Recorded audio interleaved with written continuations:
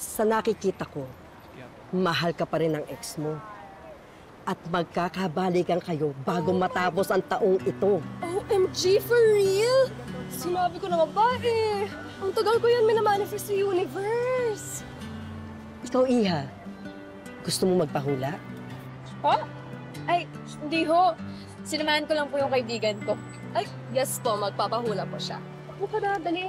Ano ba, sabi ko nga sa'yo, hindi ako naniniwala. Actually, ulit mo.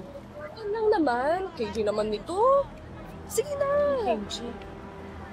Fine. Sige, pipigyan kita. Anong gusto mong malaman, Iha?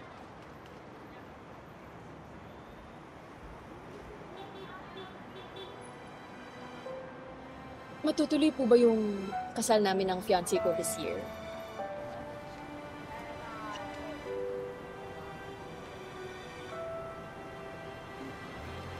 Four of Wands. Yes! Matutuloy ang kasal niyo ng fiancé mo. Love it! The Devil. May isang taong obses sa'yo. Gusto kanyang angkinin.